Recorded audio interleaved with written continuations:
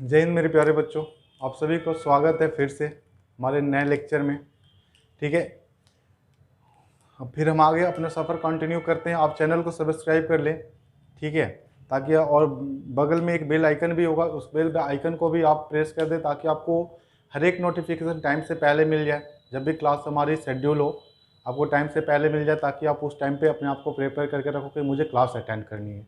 Okay, तो हम अब अपने अगले कॉन्सेप्ट की ओर मूव करते हैं और अगले कॉन्सेप्ट की ओर हम चलते हैं और देखते हैं कि हमारा क्या है अगला कॉन्सेप्ट। तो अगला कॉन्सेप्ट की अगर हम बात करें तो अगला कॉन्सेप्ट, जैसे आपने सुना होगा कि पजेसिव प्रोनाउन होते हैं, mine, his, her, hers, it's.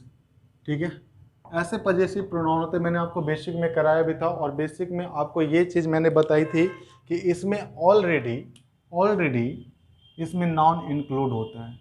It means इसके साथ आपको नाउन का इस्तेमाल नहीं करना है। मैंने ऑलरेडी बेसिक क्लासेस में ये बातें बताई हैं। जैसे होता है क्या, जब आप माई और एक नाउन को लिखते हो आपस में, तब ये क्या बनता है, माइन बनता है। जब आप यो और एक नाउन को लिखते हो आपस में तो ये क्या बनता है, योर्स बनता है। वैसे जब आप आर और एक नाउन को लिखते हो आपस में तब ये क्या बनता है, आर्स बनता है। इट मीन्स ये ऑलरेडी इसमें ऑलरेडी नाउन इंक्लूड है।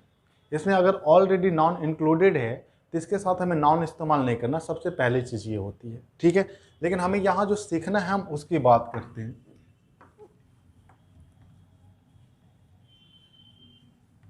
यहाँ जो हमें चीज़ें सीखनी है वो क्या है कि with possessive pronoun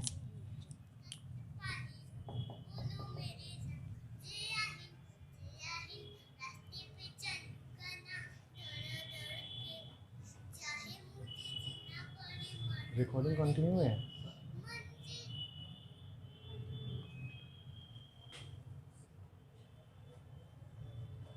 with this, थोड़ी टेक्निकल इशू आ गई थी, इसी वजह से मैं चला गया था।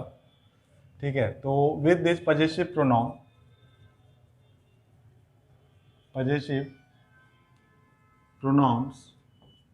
with this possessive pronoun we always use verb which is available in the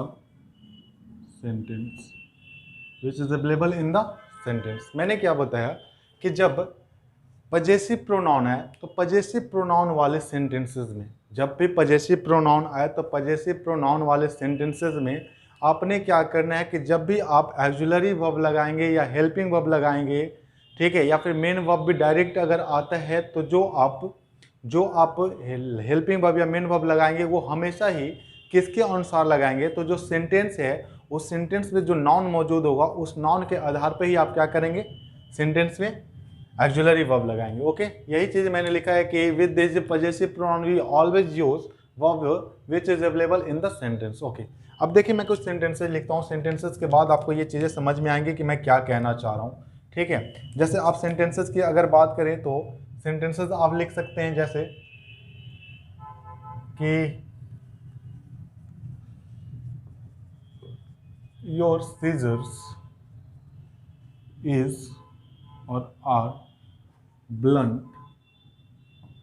but mine is और are sharp। आप ये कहना चाह रहे हो कि तुम्हारी जो कैंची हैं वो कैंची कैसे हैं, भोथर हैं, ब्लंट, भोथर जिसपे शान नहीं हो, जिसकी हिंदी होती है भोथर, कि तुम्हारे जो कैंची हैं वो कैंची कैसे हैं, भोथर हैं, लेकिन मेरे कैसे हैं, शार्प हैं। तो आप इस पूरे सेंटेंस में देख पा रहे हो कि यहाँ पे जो इस्तेमाल हुआ है, यहाँ पे ये क्या पजेसिव प्रोनाउन है। और पजेसिव प्रोनाउन वाले सेंटेंस में आपको बताया गया, कि आप जो हेल्पिंग वर्ब लगाएंगे वो हेल्पिंग वर्ब किसके अनुसार लगाएंगे, तो जो सेंटेंस में नाउन मौजूद होगा उसके अनुसार। तो आप इस पूरे सेंटेंस में देखेंगे कि नाउन हमारा कौन मौजूद है, सीजर्स। तो सीजर्स सिंगुलर होता है या प्लूरल होता है, तो ये हमेशा ही प्लूरल। इस पर भी हम बात करेंगे, ये सिंगुलर होता है प्लूरल होता है, अभी आएगा ये पेयर वाली चीज़ें। ठीक है, तो ये सीजर्स जो होता है प्लूरल होता है, तो प्लूरल होने की वजह से यहाँ पे भी आ रहेगा और यहाँ पे भी आ रहेगा। तो ये पूरा सेंटेंस क्या बनेगा कि your scissors are blunt but mine are sharp. ठीक है, या फिर आप यहाँ पे देखते हैं, आप यहाँ पे देखते हैं तो पेपर में क्या करता है, कभी कभी ऐसे देते था माई सीजर, माइन सीजर्स। तो क्या ये लिखना सही होगा? बिल्कुल ही सही नहीं होगा, क्योंकि मैंने अभी बताया कि जब इसका निर्माण होता है तो माई प्लस सीजर्स मतलब माई प्लस नाउन को ही मिला करके आप क्या लिखते हो, माइन लिखते हो। तो यहाँ ऑलरेडी इसमें सीजर्स इंक्लूड है, नाउन इंक्लूड है, इसी वजह से हम ऐसा नहीं लिख सकते हैं। और फिर आपके मन में ये बात आएगी कि सर मैं इसको हटा करके यहाँ पर अगर माई कर दूँ, तो अगर माई करते हो तो आप एक प्रोनाउन नाम का एक टॉपिक पढ़ते हो, उसमें आपको ये बताया जाता है कि हम इसमें हम नाउन के रेपिटेशन को रोकते हैं। तो आप देख पा रहे हो कि सीजर्स आपने यहाँ पे भी लिख दिया और सीजर्स आपने यहाँ पे लिख दिया। तो नाउन के रेपिटेशन को रोकने के लिए हम प्रोनाउन का इस्तेमाल करते हैं, तो इसके रेपिटेशन को रोकने के लिए हम पजेसिव प्रोनाउन का इस्तेमाल करेंगे। तो माई सीजर्स भी लिखना गलत होता है।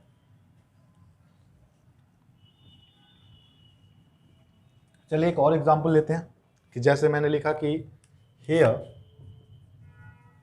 इज और are same condition as mine.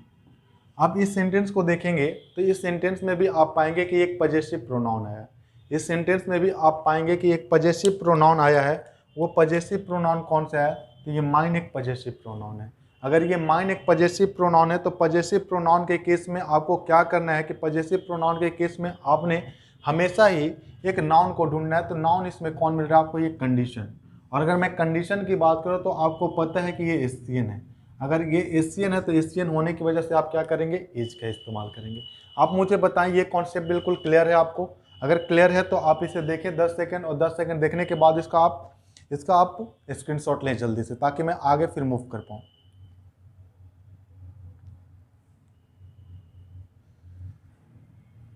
चलो, मुझे उम्मीद है कि आपने स्क्रीनशॉट भी ले लिए होंगे और इसे आपने पढ़ भी लिया होगा। चले फिर आगे मैं मूव करता हूं और अगले कॉन्सेप्ट पे चलते हैं हम। अगला कॉन्सेप्ट नहीं, एक वोकैब है। वो क्या है आप देखें, उसकी बात करते हैं।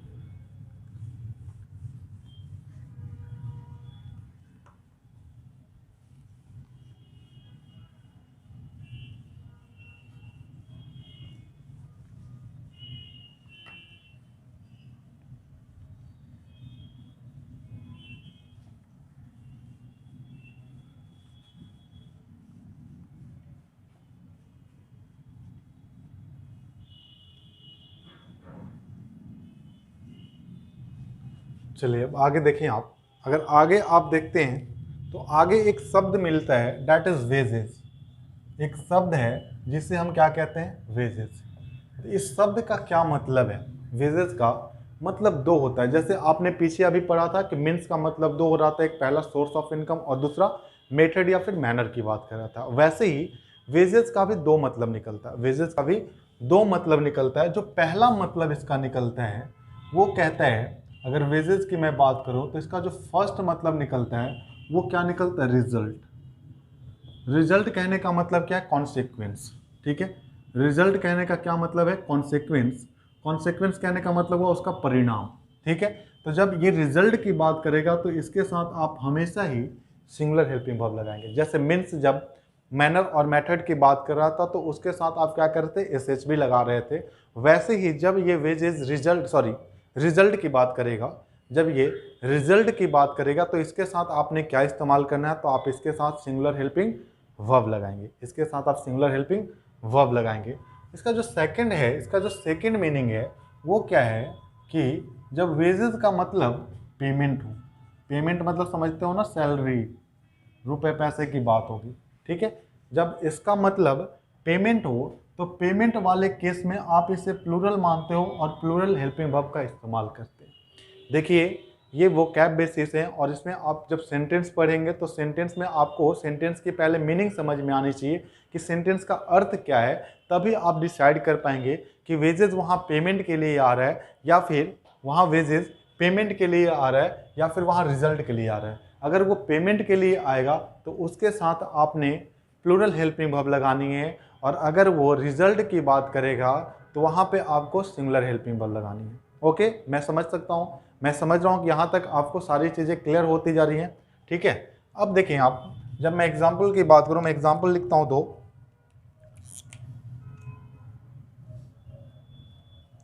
पहला है कि I know the wages of sin is और आर डेथ। और सेकंड में कहता हूं कि द वेजेस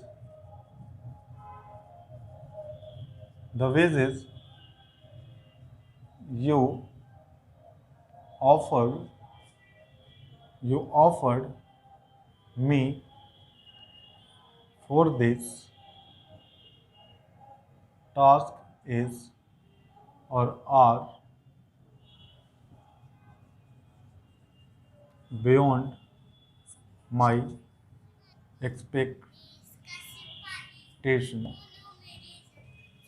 ठीक है, आप देख पा रहे कि the wages you offered me for this task is और are beyond my expectation. Beyond my expectation, तो आप देख पाएंगे कि जो फर्स्ट मैंने बताया वो रिजल्ट की अगर बात करें तो आपको क्या लगाना है, सिंगुलर हेल्पिंग वर्ब। सही है ना? ठीक है, तो जो फर्स्ट बात करें वेजेस, तो रिजल्ट की अगर बात करें तो आपको सिंगुलर हेल्पिंग वर्ब लगानी है। जब ये पेमेंट की बात करेगा तो आपको प्लूरल हेल्पिंग वर्ब लगानी है। ठीक है, तो आप देखिए, I know the wages of sin is और आर डेथ। आप ये कहना चाह रहे हो कि मैं जानता हूं कि पाप का परिणाम क्या है।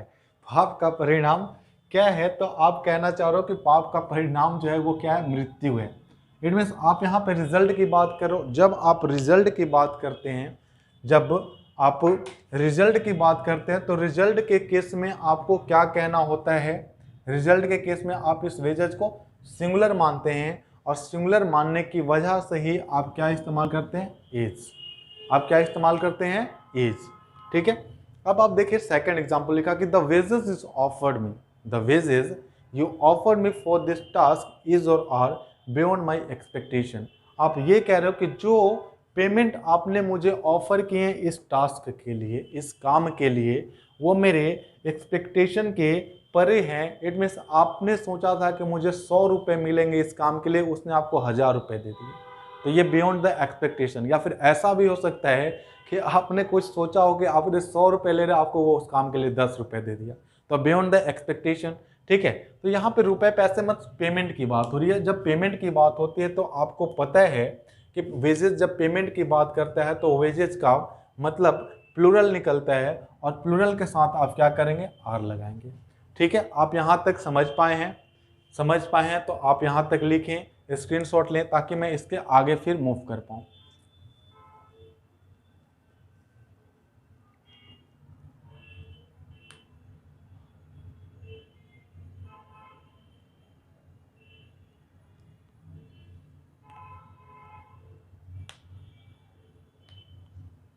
चलिए, मैं उम्मीद करता हूँ आपने यहाँ तक चीज़ें लिख ली हैं। अब मैं उम्मीद करता हूँ यहाँ तक चीज़ें आपने लिख ली हैं। फिर मैं आगे अब मूव करता हूँ। इसके आगे जो हमें सीखना है, एक और वर्ड है, एक और वर्ड है, उस वर्ड के बारे में ही जिक्र करेंगे हम।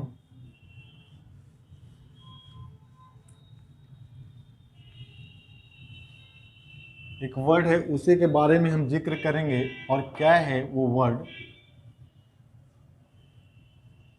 उस वर्ड का नाम है समन्स।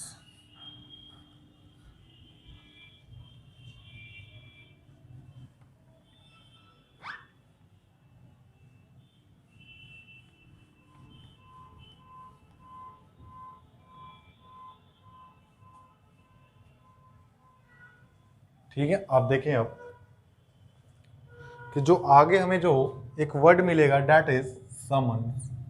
अगर मैं समन्स की बात करता हूँ, अगर मैं समन्स की बात करता हूँ तो समन्स का मतलब क्या होता है? सबसे पहले ये चीज़ जाने, तो समन्स का मतलब होता है लीगल नोटिस। ठीक है, लीगल नोटिस।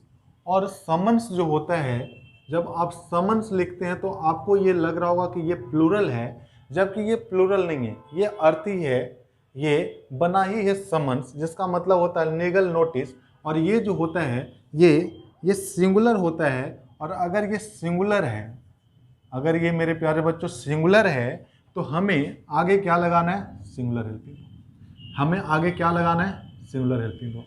लेकिन जब आप देखते हो कि समन्सेज लिखा हुआ हो, समन्सेज लिखा हुआ हो, तब इसे आप प्लूरल मानते हो, और प्लूरल मान करके आप इसके साथ क्या लगाते हैं, प्लूरल हेल्पिंग वर्ब। ठीक है, आप समझ पाए मैंने क्या बताया। समन्स को आप देख करके लास्ट में कि एस आया है, ये कंफ्यूज ना हो कि ये प्लूरल है, ये सिंगुलर ही है। अगर ये प्लूरल होगा तो समन्सेज लिखेगा। ठीक है, समन्सेज लिखेंगे हम प्लूरल, और समन्स लिखेंगे सिंगुलर। अगर ये समन्स आया हो इट मीन्स ये सिंगुलर है, और सिंगुलर होने की वजह से आप इसके साथ क्या इस्तेमाल करते हैं, सिंगुलर हेल्पिंग वर्ब। और सिंगुलर हेल्पिंग वर्ब कौन होती है, आपको पता है, आपकी लिस्ट भी बनी हुई है। ठीक है, और समन्सेज जब लिखा हुआ तो ये प्लूरल होता है, और इसके साथ जो हम इस्तेमाल करते हैं वो वर्ब कैसी होती है, तो वो वर्ब होती है प्लूरल हेल्पिंग वर्ब। मुझे समझ लगता है आप यहाँ तक समझ पाए हैं सारी चीज़ें को। ठीक है, अगर कोई डाउट इसके बावजूद भी अगर आपके मन में रह जाता है इतना इलेब्रेशन के बाद भी, इतनी एक्सप्लेनेशन के बाद भी, तो आप कमेंट्स में अपने डाउट को लिख सके, मैं ज़रूर ही आपके कमेंट्स को रिप्लाई करूँगा। ठीक है, और अगर वीडियो आपको पसंद हो तो आप क्या करेंगे, दोस्तों के बीच शेयर करेंगे। अगर टीचिंग स्टाइल पसंद हो, समझाने का तरीका पसंद हो, तो आप इस वीडियो को ज़रूर से ज़रूर लाइक करें, शेयर करें, चैनल को सब्सक्राइब करें, और दोस्तों के बीच आप इसको फैलाएं। ठीक है, अब देखें आप आगे मैं एग्जाम्पल्स इसके लिखते हैं। एग्जाम्पल्स क्या हैं,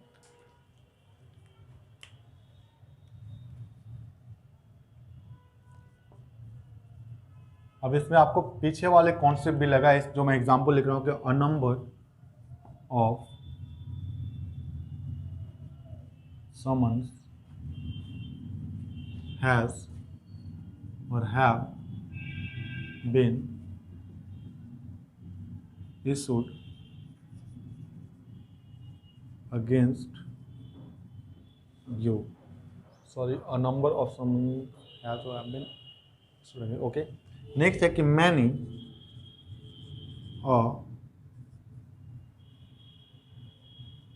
summonses is और are, चलो यही सेमी लिख देते हैं क्योंकि हमें तो कॉन्सेप्ट समझना है ना। issued अगेंस्ट मी, चलो कर दिया कि मैनी और समन्सेस इज और आर issued अगेंस्ट मी। ठीक है, अब देखें आपको जो चीज़ें बताई गई अभी तक, ठीक है, आप जब पिछले क्लास किए होंगे तो पीछे मैंने एक कॉन्सेप्ट कराया था, वो कराया था अ नंबर ऑफ और द नंबर ऑफ, और मैंने बताया था कि इनके साथ आप पीसीएन का इस्तेमाल करते हैं दोनों के साथ, लेकिन जब भाव लगाने की बात आती है तो द नंबर ऑफ के साथ आप सिंगुलर हेल्पिंग वर्ब और इसके साथ आप प्लूरल हेल्पिंग वर्ब।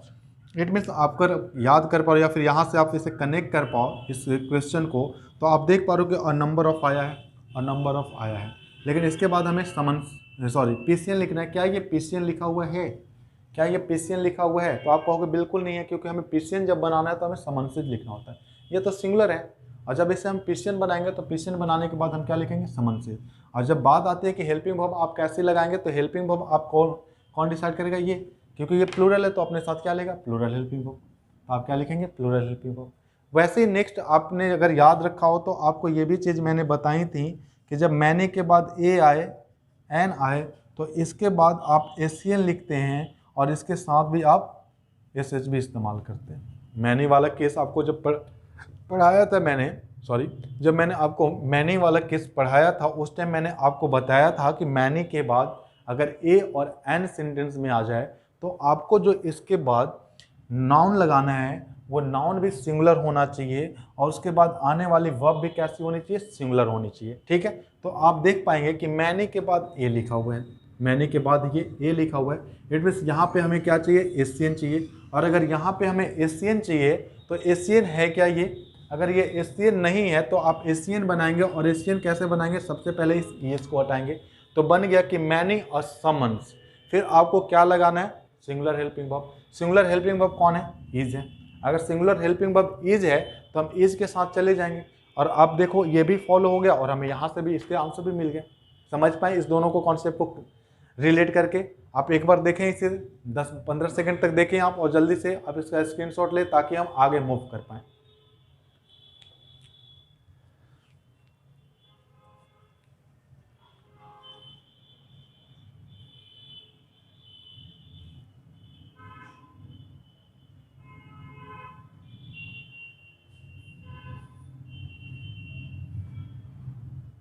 चलिए, मुझे उम्मीद है कि आप लोगों ने इसे देख भी लिए होंगे और स्क्रीनशॉट भी ले लिया होगा आप लोगों ने।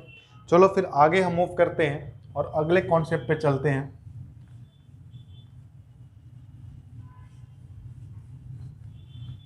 अब आपको पीछे के एग्जाम्पल्स वाले जो भी या पीछे के जो भी कॉन्सेप्ट अभी तक आपने पढ़े हैं वो सारे रिलेट होते हुए दिखेंगे आपको। यहाँ से कुछ ना कुछ एग्जाम्पल्स ऐसे होंगे जिनका पीछे से, जैसे इस वाले में भी देखा आपने, इस 3 कॉन्सेप्ट का इस्तेमाल था, ठीक है। वैसे आपको पहले के कुछ कॉन्सेप्ट यहाँ पे भी लगते हुए मिलेंगे।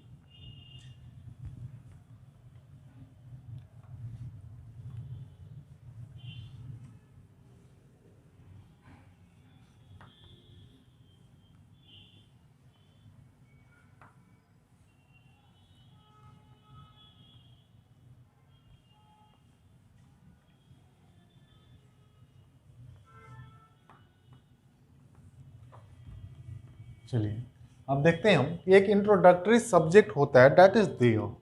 आपको पता है कि एक देयर जो होता है वो इंट्रोडक्टरी सब्जेक्ट होता है, और इंट्रोडक्टरी सब्जेक्ट होने की वजह से ही इसके बाद जो हमें नाउन या फिर प्रोनाउन लिखा हुआ मिलता है, इसके बाद जो हमें नाउन या फिर प्रोनाउन लिखा हुआ मिलता है उसके हिसाब से ही अगर यहाँ पे ये सिंगुलर होता है तो हम यहाँ पे एच भी लगाते हैं, अगर ये प्लूरल होता है तो हम यहाँ पे पीएच भी लगाते हैं। इट मीन्स जो आप यहाँ पे हेल्पिंग वर्ब लगाते हैं, जो आप हेल्पिंग वर्ब लगाते हैं, वो हेल्पिंग वर्ब कौन डिसाइड करता है? तो वो हेल्पिंग वर्ब ये नाउन या फिर प्रोनाउन जो भी आएंगे सेंटेंस में वो डिसाइड करेंगे। समझ पाए हैं क्या मैंने कहा? कि जब आप देयर से एक इंट्रोडक्टरी सब्जेक्ट जब देयर बनता है तो देयर के बाद जो नाउन और प्रोनाउन आता है वो डिसाइड करता है। अगर वो सिंगुलर हुआ, अगर ये नाउन सिंगुलर हुए, इट मीन्स अगर ये नाउन एशियन हुए तो आप यहाँ पे क्या इस्तेमाल करेंगे? S H B. मैं ढंग से लिख दूँ कि अगर ये नाउन और प्रोनाउन सिंगुलर हुए तो आप यहाँ क्या इस्तेमाल करेंगे? S H B. अगर ये नाउन और प्रोनाउन पेशियन हुए तो आप क्या इस्तेमाल करेंगे? P H B. अगर ये नाउन और प्रोनाउन यूशियन हुए तो आप क्या इस्तेमाल करेंगे? S H B. ठीक है, अगर आपको याद हो तो ये सारी चीज़ें आप ये याद कर लें। ठीक है, अब देखिए एग्जाम्पल की बात करते हैं। अगर हम एग्जाम्पल की बात करें तो एग्जाम्पल लिखते हैं और समझते हैं कि जैसे मैंने लिखा कि ऐसा नहीं कि हेल्पिंग वर्ब भी मेन वर्ब भी है, लेकिन मेन वर्ब भी आया तो सिंगुलर मेन वर्ब आएगा, प्लूरल मेन वर्ब आएगा। ठीक है, देयर, चलो मेन वर्ब वाला ही लिखते हैं कि अपीयर और अपीयर्स और नंबर ऑफ प्रॉब्लम। इसमें मैं एक से ज़्यादा एरर करके पूछ रहा हूँ आपसे कि ताकि पीछे वाले कॉन्सेप्ट रिलेट हो सके कि देयर अपीयर्स और appear a number of problem in your life.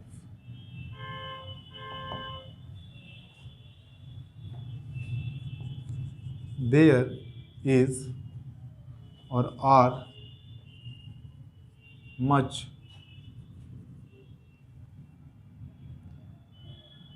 there is or much information, there is or much information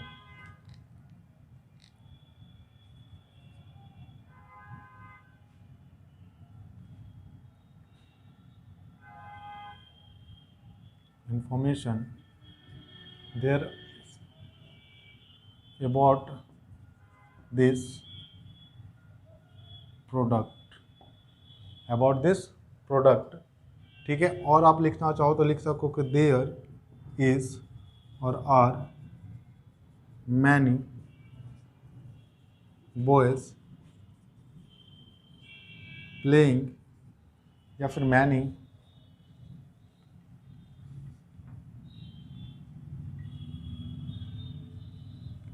kettles is, sorry, there are many kettles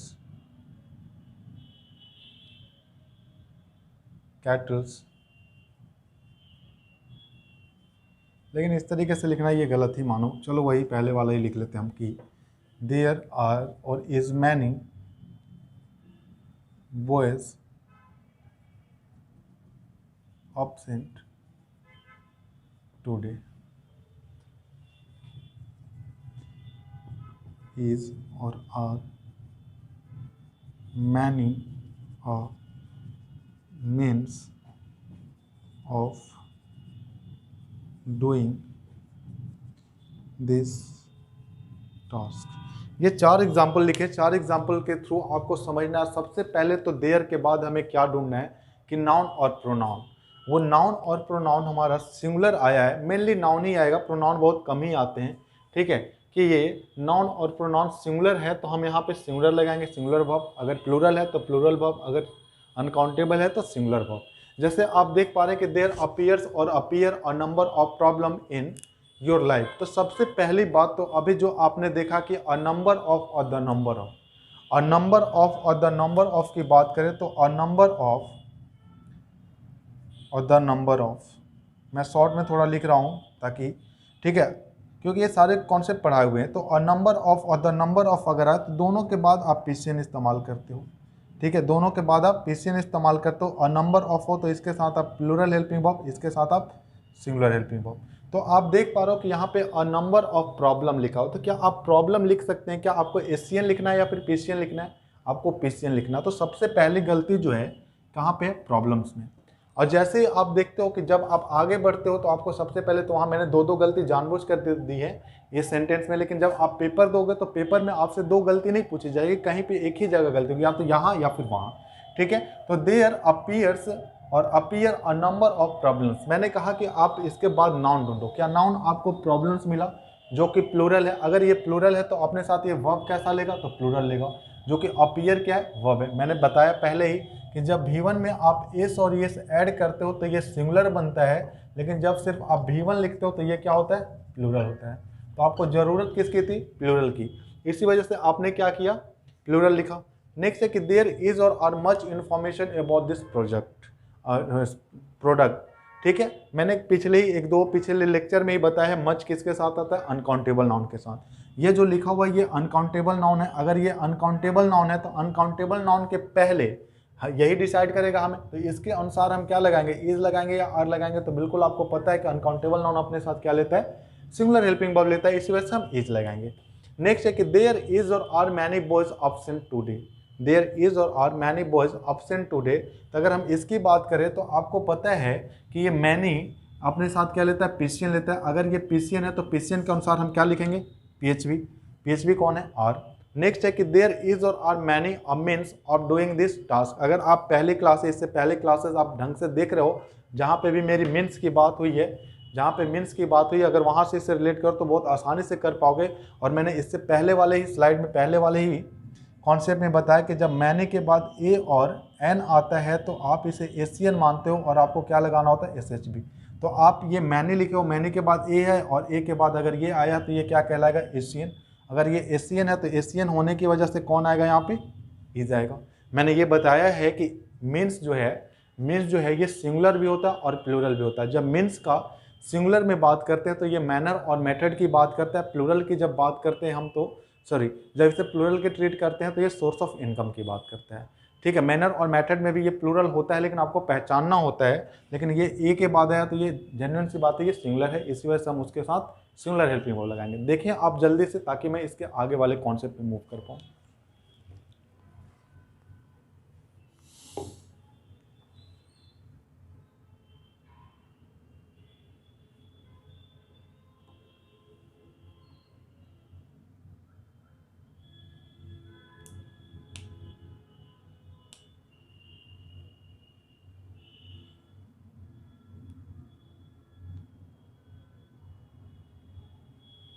चलिए, मुझे उम्मीद है कि आप लोगों ने देख लिए होंगे। मैं आगे मूव करता हूँ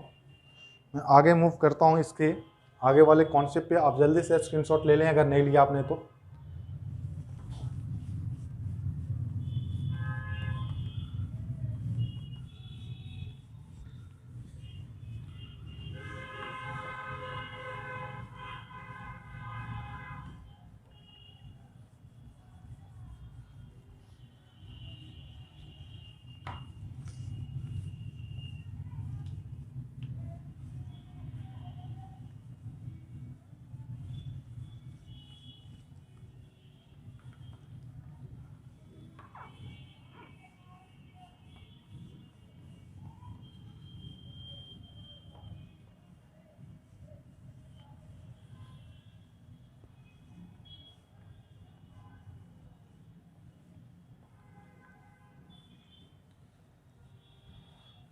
जब हम आगे बात करते हैं तो आगे हमारा आता है, नेक्स्ट जो कॉन्सेप्ट आता है वो कॉन्सेप्ट कौन सा है, तो नेक्स्ट कॉन्सेप्ट है हमारा, सबसे पहली चीज यहां आप सीखेंगे कि दिस, दैट, दिस, दोस। ठीक है, आप समझे इस चीज को आप। ठीक है, अगर मैं दिस की बात करूं, डैट की बात करूं, दिस की बात करूं, दोज की बात करूं, तो आपने पढ़ा इसे डेमोन्स्ट्रेटिव प्रोनाउन के दरमियान। ठीक है, और डेमोन्स्ट्रेटिव प्रोनाउन के दरमियान आपको बताया जा चुका है कि ये जो होता है दिस, चलो एक साथ इसे लिख देते हैं कि दिस का जो प्लूरल होता है, दिस का प्लूरल कौन होता है, दिस, और डैट का जो प्लूरल होता है वो होता है दोज। जब दिस और दोज की बात करते हैं तो आपको पता है कि ये नियरनेस को दिखाते हैं। ये किसकी बात करते हैं, ये बात करते हैं नियरनेस की, ये बात करेंगे किसकी, नियरनेस की। ठीक है, लेकिन जब इसकी बात करते हैं तो ये बात करते हैं फार की। फिर बात आती है कि इसके साथ आप नाउन कैसा लगाते हैं, तो दिस के साथ आप एशियन लगाते हैं, दिस के साथ आप एशियन लगाते हैं, दिस के साथ आप पेशियन लगाते हैं। फिर बात आती है कि डैट के साथ आप, ये उल्टा मैं लिख दिया, उल्टा नहीं लिखना चाहिए था मुझे। अगर मैं दिस की बात करूँ तो दिस के साथ आप क्या लगाते हैं, एशियन लगाते हैं, इसके साथ आप क्या लगाते हैं, पेशियन लगाते हैं, डैट के साथ आप एशियन लगाते हैं, और दिस के साथ आप पेशियन लगाते हैं। फिर बात आती है कि आप वर्ब कैसा इस्तेमाल करते हैं, तो वर्ब भी हमें कौन बताता है। अगर ये एशियन है तो इसके साथ आप एस एच भी लगाते हो, इसके साथ आप पी एच भी लगाते हो, इसके साथ आप एस एच भी लगाते हो, और इसके साथ आप पी एच भी लगाते हो।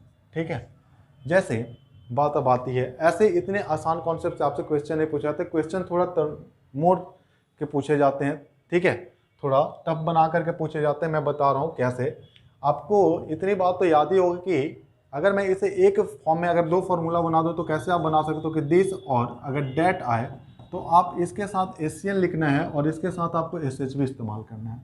और दूसरा अगर मैं कहूँ तो आप दिस लिखें या फिर दिस लिखें या फिर आप दोज लिखें, इन दोनों के साथ आपने पेशियन इस्तेमाल करना है और आपको इसके साथ पीएच भी इस्तेमाल करना है, आपको इसके साथ पीएच भी इस्तेमाल करना है। ठीक है, जैसे अगर मैं कहूँ कि I like this type of the mango, I like this type of mangoes, क्योंकि ठीक है। और सेकंड में कहूँ कि I like this type of mangoes, तो आप कहोगे बिल्कुल ये गलत है। क्यों गलत है, क्योंकि आपको पता है कि जब ये दिस टाइप कह रहा तो दिस हमें सिंगुलर बताता है, इसी वजह से मैंने इसके बाद सिंगुलर लिखा। ठीक है, ये सिंगुलर लिखा, लेकिन जैसे दिस कहता हूँ, दिस के बाद हमें क्या लिखना होता है, प्लूरल। तो यहाँ आप क्या करोगे, टाइप्स करोगे। ठीक है, फिर आप ये कहना चाहते हो कि जैसे आप एक की बात करते हो, आप कहते हो कि दिस इज़ माई पेन, वही सेम केस आएगा डैट में भी। आप चाहो तो यहाँ लिख लो डैट के साथ कि that is my pen, that is my pen. लेकिन इसी को अगर आप यहाँ पे प्लूरल करते हो और कहते हो तो आपको क्या लिखना हो कि दोज आर माई पेन्स, आप ये लिखोगे, आप यही करेंगे ना, this is my pen, those are my pens. लेकिन आप समझिए, आपसे जो पेपर पूछता है वो पेपर ऐसे नहीं पूछता। पेपर आप देखो, आपको जो डिफिनीशन बताई गई कि नियरनेस और फार वाली चीज़ पे, तो पहले मैं दो सेंटेंस लिखता हूँ कि शीला, या फिर छोड़ो शीला नहीं लिखो आप, प्रतिमा, कैटरीना कैफ याद आ जाएगी आपको शीला से। ठीक है, तो Pratima has 2 books and a pen. ठीक है, I take this and you take that. आप मुझे एक बार इस एग्जाम्पल को पढ़ो कि Pratima has 2 books and a pen, I take this and you take that. यहाँ पे जो आप दिस कह रहे हो, यहाँ पे आप जो दिस कह रहे हो और यहाँ पे जो डैट कह रहे हो, दिस किसके लिए आ रहा है और डैट किसके लिए आ रहा है, आप इसे देखें एक बार एग्जाम्पल को, और मुझे आप बताने की कोशिश करना कि किसके लिए दिस आया है और किसके लिए डैट आया है। तो आपको जो डिफिनेशन बताएगा कि दिस हमें नियरनेस को दिखाता है। तो आप देख पा रहे हो यहाँ पे दो दो चॉइसेस हैं, पेन सॉरी 2 बुक्स और अ पेन। तो जो दिस आ रहा है वो नियरनेस के लिए आ रहा है, तो इसके नज़दीक कौन है, तो नज़दीक इसका कौन है, अ पेन। और इससे दूर के लिए आता है, तो दूर कौन है, दूर है 2 बुक्स। तो ये दिस किसको बता रहा है, अ पेन को बता रहा है। और ये जो डैट बता रहा है, ये डैट किसको बता रहा है, डैट बता रहा है हमारा सॉरी 2 बुक्स को, 2 बुक्स को। समझ पाए हो, समझ पाए इस चीज को आप कि दिस किसको बना रहा है, दिस किसको बता रहा है, दिस बता रहा है अ पेन को और डैट बता रहा है फार को। तो फार कौन है, 2 बुक्स। समझ पाए इस चीज को, आप देखें जल्दी से इसको, फिर आगे हम मूव करते हैं।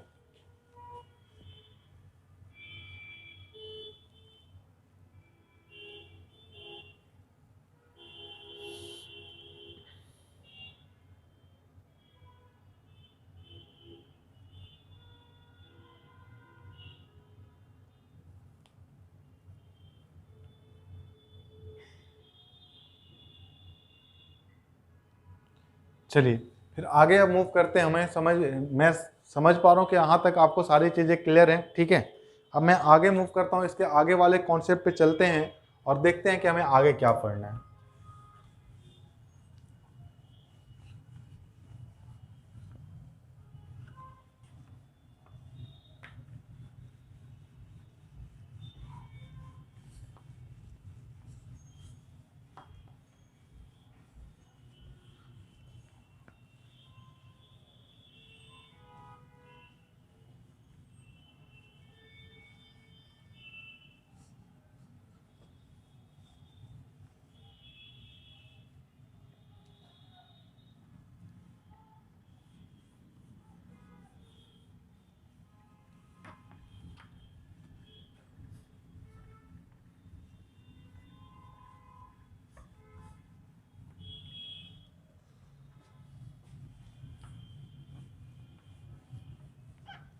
चलिए अब देखते हैं हमें आगे क्या पढ़ना है। तो आगे जो हमारा आता है वो बहुत ही इंपॉर्टेंट है, और समझने की कोशिश करना कि पहले कोई एक नाउन आया हुआ हो या फिर पहले एक प्रोनाउन आया हुआ हो और उसके बाद लिखा हुआ हो नाउन या फिर pronoun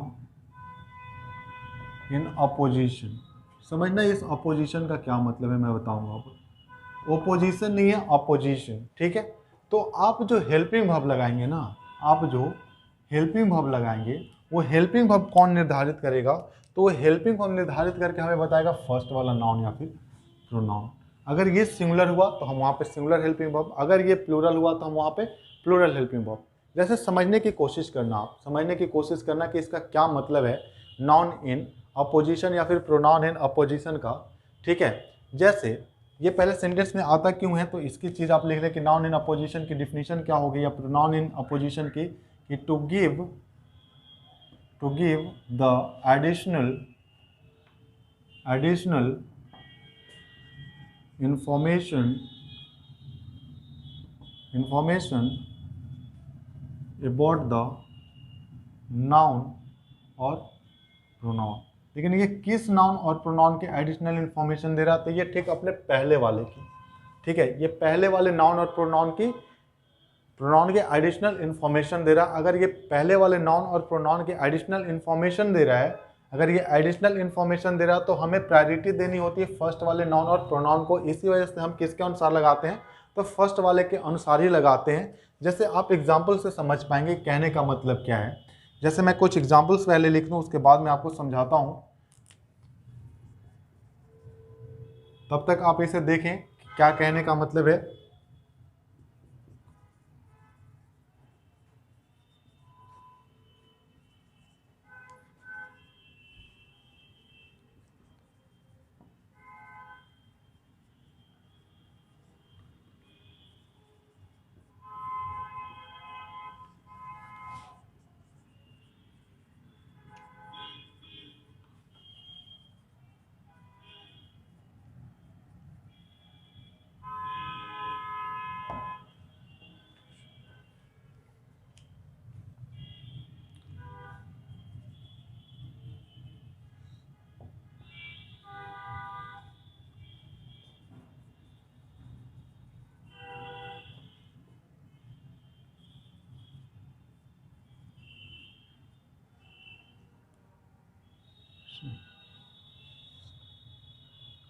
Rashmi, my student, has or have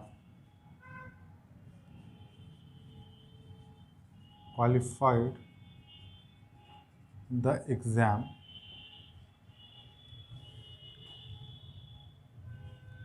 C,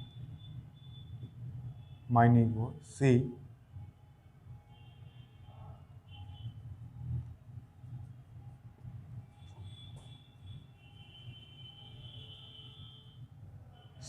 the next villager is or are. See, the next villager is or are responsible for this mistake. ठीक है, मैं उम्मीद करता हूँ ये 3 एग्जाम्पल से आपको क्लियर हो जाएंगे मैं क्या बताना चाह रहा हूँ। पहले आप समझे, मैंने बताया कि जब नाउन और प्रोनाउन आए और इसके बाद नाउन इन अपोजिशन या फिर प्रोनाउन इन अपोजिशन आए, उसके बाद जो हमें हेल्पिंग वर्ब लगानी होती है वो हेल्पिंग वर्ब हम फर्स्ट के अनुसार लगाते हैं। जैसे समझने की कोशिश करना, मैं कह रहा हूँ, मैंने क्या बताया कि ये नाउन और प्रोनाउन इन अपोजिशन क्या होता है, तो to give the additional information about the noun और प्रोनाउन, जो इससे पहले नाउन और प्रोनाउन आए होते हैं उनकी एडिशनल इन्फॉर्मेशन देता है। जैसे मैं कहता हूँ आप मेरे प्रिय छात्र, तो मैं क्या बता रहा हूँ, आप कौन है, मैं बता रहा हूँ ना ये मेरे प्रिय छात्र। जैसे मैं ये कह रहा हूँ यो कौन है, ये सेंटेंस जैसे आप देख रहे हो यो, तो यो की जानकारी कौन दे रहा है, यो कौन है, तो यही तो बता रहा है the manager of this company. यो कौन है, यही तो है। मीन्स क्या, ये जो यो का ये एडिशनल जानकारी दे रहा है या नहीं दे रहा। आपको पता है कि यो पर्सनल प्रोनाउन होता है, यो पर्सनल प्रोनाउन, तो इस प्रोनाउन की जानकारी क्या ये दे रहा है या नहीं दे रहा है। अगर ये जानकारी दे रहा है तो इसको हम किस नाम से जानेंगे, प्रोनाउन इन, यहाँ अगर प्रोनाउन आया है तो प्रोनाउन इन अपोजिशन के नाम से जानेंगे। ठीक है, इससे आप कहोगे प्रोनाउन इन अपोजिशन या फिर नाउन इन अपोजिशन भी आप कह सकते हो। प्रोनाउन और कुछ नहीं होता, प्रोनाउन क्या होता है, प्रोनाउन होता है नाउन। ठीक है, नाउन को बस रिप्लेस करते हैं हम, इसी वजह से आप इसे प्रोनाउन इन अपोजिशन कहोगे। और ये जो यू आया है, यू कौन है, यू की जानकारी ये पूरा हमें फ्रेज दे रहा है, you the manager of this company. ठीक है, तो यहाँ जो हमें सब्जेक्ट बन रहा है, सब्जेक्ट हमारा जो बन रहा है, ये सब्जेक्ट कौन बन रहा है, यू जब सब्जेक्ट बन रहा है तो हमें यू के अनुसार ही लगाना है। तो यू के अनुसार जो हम लगाएंगे वो है जाएगा या हैव आएगा, तो आप कहोगे हैव आएगा।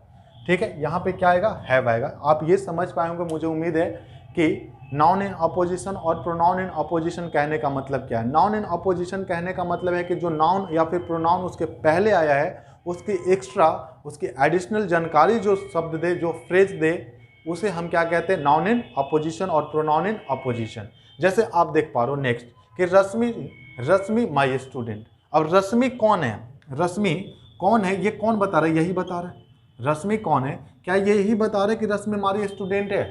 रश्मि कौन है, तो रश्मि क्या मेरी स्टूडेंट है, यही सेंटेंस बता पा रहा हूँ। अगर यही सेंटेंस बता पा रहा है, अगर सॉरी सेंटेंस तो नहीं कहेंगे, फ्रेज कहेंगे, अगर यही फ्रेज बता रहा है तो क्या इस फ्रेज को यहाँ अगर आपने नाउन देखा तो नाउन की जानकारी अगर हमें ये दे रहा है तो क्या ये नाउन इन अपोजिशन हुआ या नहीं हुआ, नाउन इन अपोजिशन हुआ। अगर ये नाउन इन अपोजिशन हुआ तो इस नाउन इन अपोजिशन की वजह से हमारा सब्जेक्ट बन रहा है, वो सब्जेक्ट कौन बन रहा है, रश्मि। और अगर रश्मि बन रहा है तो रश्मि के अनुसार हमें जो वर्ब लगानी है वो वर्ब कौन सी होगी, हैज। नेक्स्ट है कि सी द नेक्स्ट विलेजर। अब सी कौन है, सी कौन है, तो आगे गांव वाली, अगले गांव वाली। ये कौन बता रहा है, यही तो बता रहा है ना। अगर यही बता रहे हो तो इसको आप क्या करो, नाउन इन अपोजिशन। इसके अधिक जानकारी कौन दे रहा है, ये दे रहा है, ये फ्रेज द नेक्स्ट विलेजर।